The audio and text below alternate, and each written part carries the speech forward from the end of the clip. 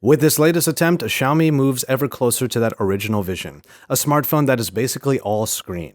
But what's even cooler is the way they achieved this almost 94% screen-to-body ratio. It's Joshua Vergara, what's going on everybody, and this is Pocket Now bringing you a look at the Xiaomi Mi Mix 3. So I've been able to use the Chinese version of this phone over the last couple of days in Beijing, China, and that means I won't be keeping this phone, so our full review will have to wait until we get a global unit. For now though, I did make sure to get a lot of photos and videos with the device, and I'm going to put together a couple pieces of content over on my channel, youtube.com/Joshua Vergara. So if you are itching for more about this exciting phone, then you can head over to my channel as well. 93.4%, that is the screen-to-body ratio that was achieved in the Mi Mix 3 via a mechanism that is a bit of a throwback, but also is a very practical way of hiding all the bits and pieces that would cut into the display. That's right, the entire front slides down, and what's great about this is that the Mi Mix 3 is actually not any thicker than most other flagships. It's just that the front, the display in particular, actually slides down with a very satisfying click mechanism. And I have to admit, I have been doing this way more than I probably should have, but it seems like it's sturdy enough to be able to take that many slides.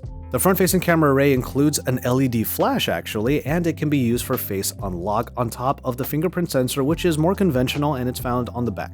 Which means that there's a lot that can happen by just sliding down the display.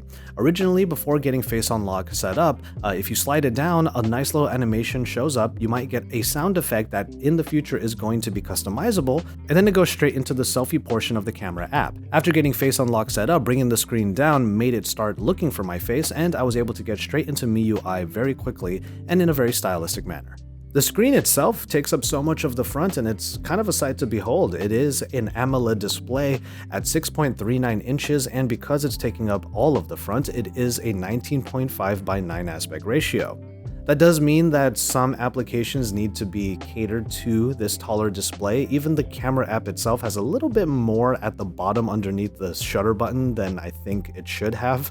But let's not forget about the rest of the phone. No, you do not get a headphone jack on here. You still get an adapter in the box. And speaking of what is in the box, you also get a wireless charger bundled with it. It is in the box, and this is a trend that I think should be happening more and more often as wireless charging becomes more prevalent. The wireless charging happens through a ceramic backing, and ceramic is still the material that Xiaomi champions, and it's great to see it back again. And in 3 different colors, the Xiaomi Mi Mix 3 comes in black, green, and blue.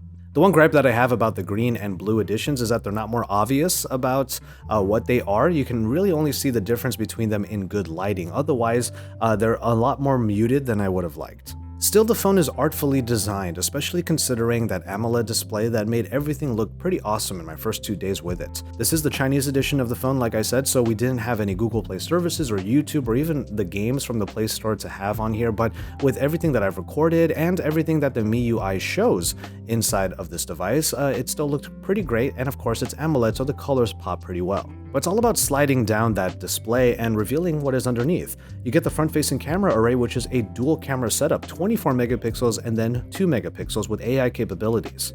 It does come in at f2.2 aperture, which may not be totally ideal, but there are modes to give you that depth of field via portrait mode, or there are also the beautify modes. There are also a couple of other fun functions on here that only the Chinese ROM gets, including a magic mirror mode, which, I mean, you can sound off on it in the comments below. It basically is just a fun mode where it just looks at you and tries to assess how, let's say, attractive you are. You can move your face around or even the phone around and you'll be able to get some sort of score, and the highest that I was able to get was a solid 8.3. But that silliness aside, you do get that portrait mode up front with the beauty modes that from 0 to 1 already do things like slim your face, and after you take the picture you can change the depth of field to show different light trails, and you can also use the cutout in order to add other lighting effects as well.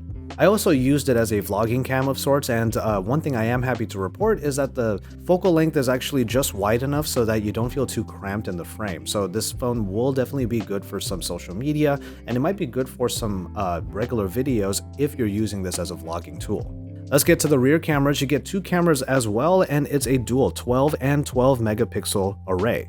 And the secondary sensor is at f2.4 aperture and provides a 2x optical zoom.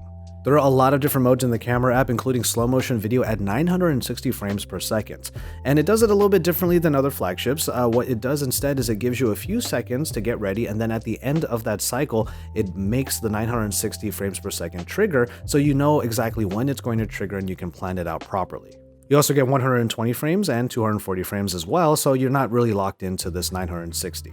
Speaking of frame rates, I did record a lot of the video using the phone at 4K at 60 frames per second as well.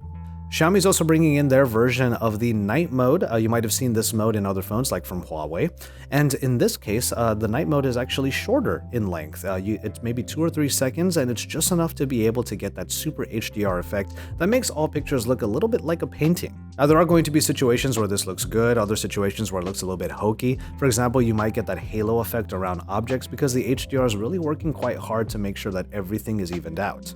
Now, obviously take this with a grain of salt, but DxOMark did rate the Mi Mix 3 at 1 point higher than the Huawei P20 Pro, so the photography from this phone is looking to be a big highlight, and we're looking forward to putting it through full testing once we get our review unit.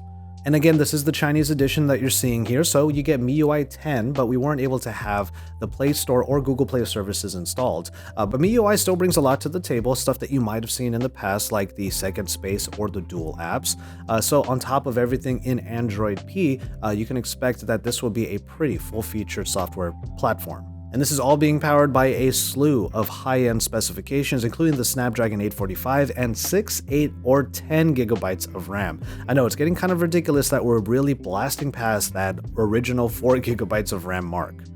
So if you have been following Xiaomi for quite a while, you know that all of these specs and all of these offerings are really nothing new. They are able to provide a fairly affordable price for a flagship phone that has more than even some of the competition.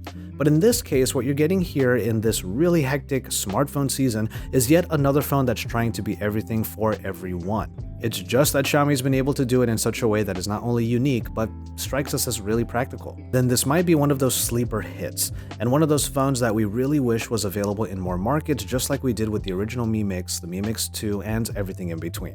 Just the slider phone lover in me is already sad to give up this device, but hopefully the global unit will be on its way as soon as possible, and then we will be able to bring you our full review. Keep it tuned to Pocket Now for that full review, but also head over to my channel, youtube.com/Joshua Vergara, to see how I feel about this phone and what kind of users I think it might be for.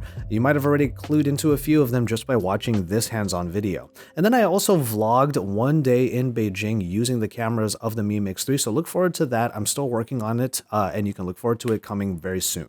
All right, I'm going to call it on this one, and I will probably see you on the Pocket Now Weekly once I get back stateside and I can get back to hosting the podcast. Thank you so much for watching. Look forward to the next one, and I'll see you then.